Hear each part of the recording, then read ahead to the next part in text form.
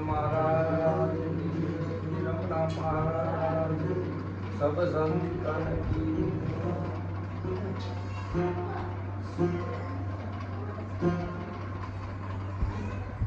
तो संत समागम करे सर्वथी ऊंच कहावे, स्वामी सगरा दुख सुख शरणागत पावे। प्रथम जय श्री राम वदन थी वचन उचरे, पूरण जेना भाग संत द्वार पधारे।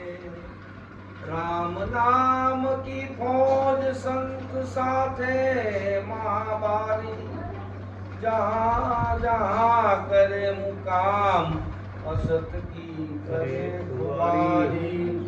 अधर्म को करे उठाप धर्म की स्थापना, थापे एम फरे मलकनी माय अभय पद संत ही आपे।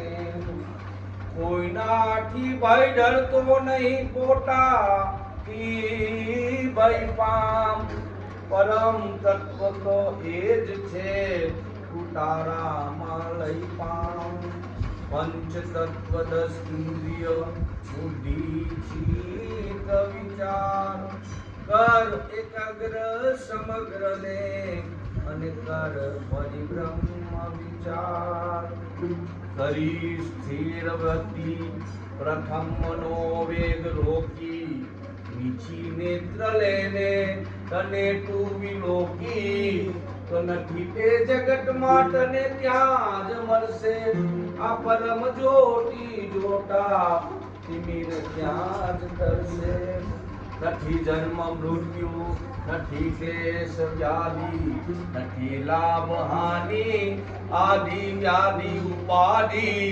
અવિનાશી આત્મ ચિદાનંદ રૂપમ, શિવોહમ શિવોહમ चिदानंद रूपम, शिवोहम शिवोहम।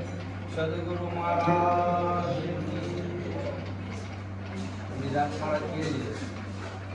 की गतमा जुओ विचारी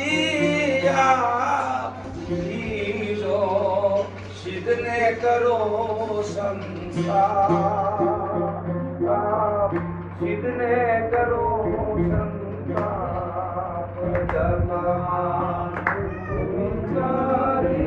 आप भी जो सिद्धने करो संताप, जो सिद्धने करो संताप। अलग लखो अनहद निर्वाणी, बिन रसनाए बोले, बिन रसनाए बोले।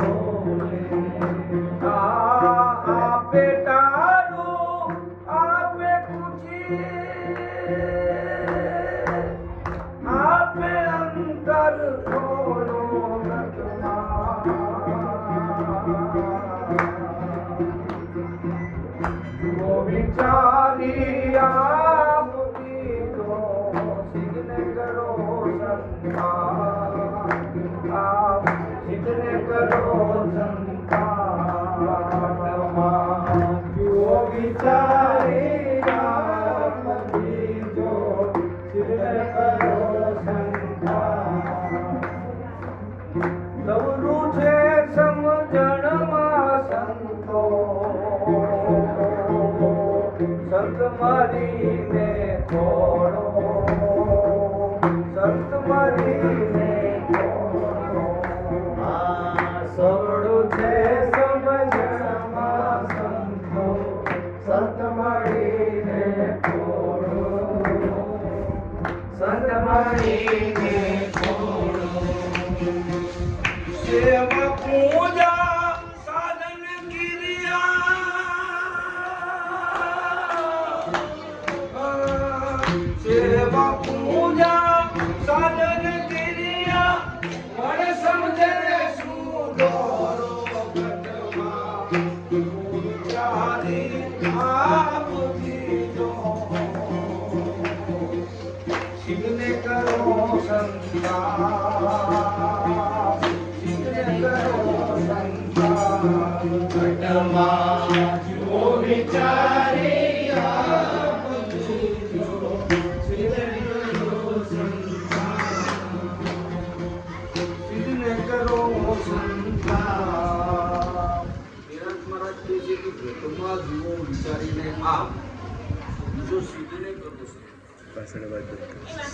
કે આપણી ગતની અંદર આપણી બાહ્ય દ્રષ્ટિ છે એને અંતર્મુખ કરો.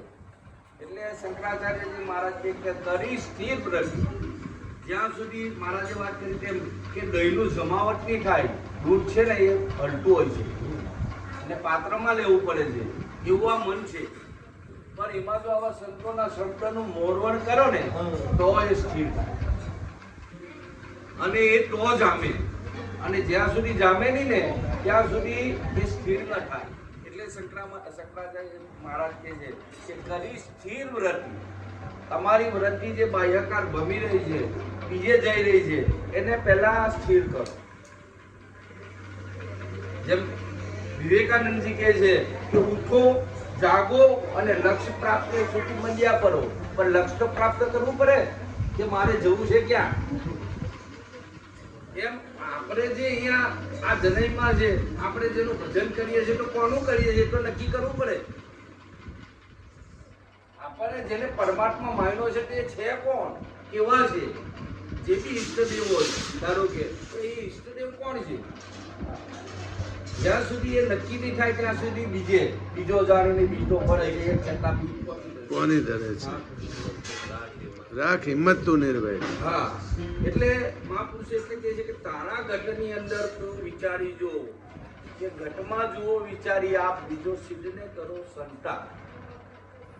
અલખ લખો અનહદ નિર્વાણ. મહાપુરુષ એમ કહે છે કે અલખ લખવામાં આવ્યો નથી, પણ કે જે લખાય છે, લખે લખાવે દો દુનિયા મેં ઓર થગા થગાયા.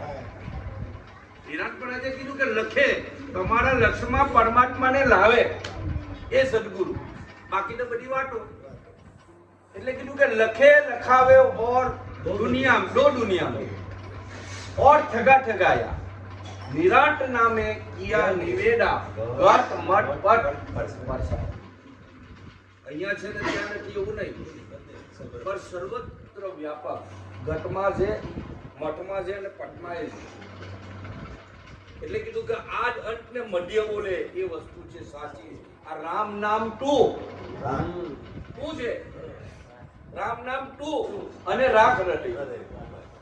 જો એ હૃદયમાં ઉતરે તો તમારી બાહ્ય જે દોડ છે અટકે. પણ આ બીજો છે, હું નથી. પણ નરસિંહ મહેતા કહે છે કે અખિલ બ્રહ્માંડમાં એક તું શ્રી હરિ, જુજવે રૂપે અનંત ભાસે. આ દેહમાં દેવ તું, તેજમાં તત્વ તું, શૂન્યમાં શબ્દ થઈ વેદ વાસે. પવન તું, પાણી તું, ભૂમિ તું, ગુદરા વૃક્ષ થઈ ખોલી રહ્યો આકાશે. અનેક રચના કરી વિવિધ રસ લેવાને, આ શિવ થકી જીવ થયો એ જ આશે. વેદ તો એમ વડે, વેદ પણ એ જ કહે છે કે શ્રુતિ સ્મૃતિ સાખ દે. આ કનક કુંડળ વિશે ભેદ ન હોય. આ ઘાટ કર્યા પછી નામરૂપ જુજવા, અંતે તો હેમનું હેમ હોય. તું પરમાત્માનો અંશ છે, પણ પરમાત્મા જ છે. બટાકાનો અંશ કોઈ દાડો કાંદો નહીં હોય, જુવારનો અંશ કોઈ દાડો બાજરી નહીં હોય. એમ આપણે પરમાત્માનો અંશ છે તો પરમાત્મા જ છે, પણ આપણે આપણું થોડું ભૂલી ગયા. તારું સચિત આનંદ રૂપ આ કોઈ જાણે છે, પણ એ ભૂલી ગયો છે, વિસ્મરણ થઈ ગયો છે. જેમ ઘેટાના ટોળામાં આ બકરા સિંહ ઉડાઈ ગયો છે, બચ્ચું તાજું જન્મેલું. દ્રષ્ટાંત તો બધાને ખબર જ છે, છતાં આપણે કહીએ કે આવો સંધ્યાનો ટાઈમ થઈ રહ્યો હતો અને એક ભરવાડ ઘેટા બકરા ચરાવતો જઈ રહ્યો હતો. એમાં સિંહણ એટલી ગર્ભવતી હતી અને આ બકરા અને ઘેટાને જોઈને તરાપ મારી. જેવી તરાપ મારીને એવી એની પ્રસૂતિ થઈ અને એ મરી ગઈ. હવે એમાં એક બચ્ચું હતું તાજું જન્મેલું અને ભરવાડે જોયું કે આ બચ્ચું સારું છે, ચાલો સાથે સાથે ઉપર લઈ જાઉં ઘેટાને જોડે, એ રહેશે, દૂધ પીશે ને મોટું થશે. અને એમ કરતા કરતા ભરવાડના લઈ જાય છે અને વારામાં રાખે છે અને વારામાં રાખે છે અને આ બચ્ચું તો મોટું થવા લાગ્યું, દૂધ પી છે અને બકરાની જોડે જોડે પણ બે બે કરતું થયું. હતું તો સિંહ પણ પોતાનું સત્ય સ્વરૂપ સમજાય છે છતાં એ બોલ્યો છે, અભ્યાસ પડી ગયો. કેમ કે આ ઘેટાના ટોળામાં, બકરાના ટોળામાં આ અભ્યાસ આપણને થાય છે. આપણો જે ગુરુ મહારાજ આપણને સત્ય સ્વરૂપ હોવા સમજાયું હોવા છતાં કદાચ આપણે આવી ભ્રાંતિમાં હોઈએ. એટલે મહાપુરુષો આપણને ચેતવે છે કે તું તારા સ્વરૂપને જો, તું સચિતના આનંદ સ્વરૂપ છે. આ કા ભૂલો અને આ બકરાના ટોળામાં તું બેઠો.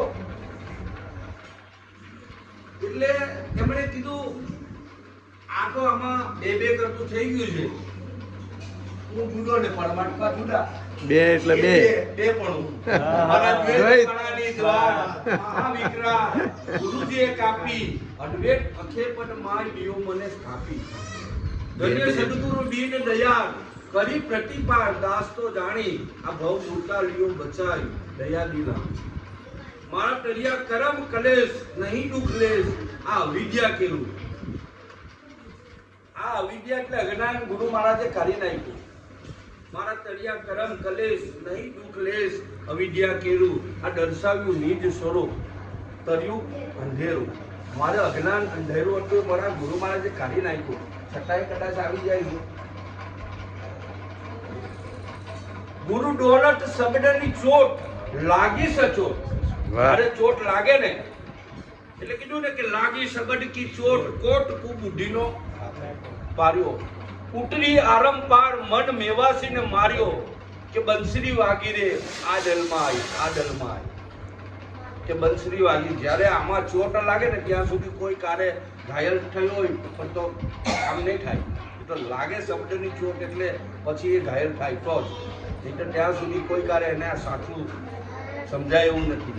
એટલે આ વિસ્મરણ થઈ અને બકરાના ટોળામાં બે બે કરતું થઈ ગયું અને એમ કરતા કરતા મોટું થયું. મોટું થયું ને આજ રોજ જંગલમાં ચરવા જાય અને ચરવા જાય અને એકવાર આવી રીતે સિંહ ફરતો ફરતો આવ્યો અને જોયું કે આ મારો બેટું આમાં ટોળામાં કેમ પડી ગયું. આટલું સિંહ છે અને આ બકરાના ટોળામાં.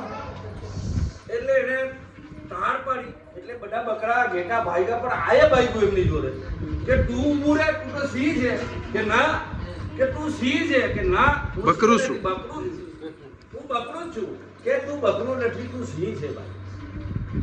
પકડાયું અને એક આવું કઈક ઝરણું હતું ત્યાં લઈ ગયા અને એમને કીધું કે ઉભો રે, જો તારું અને મારું સ્વરૂપ જો, કે જેવી રીતે તને મારે કેસવાની જેવી તારે છે કે નહીં, કે છે બકરાનો હોય, આવી બકરાને બે આચર હોય કદાચ આગળ કેસવાની હોય.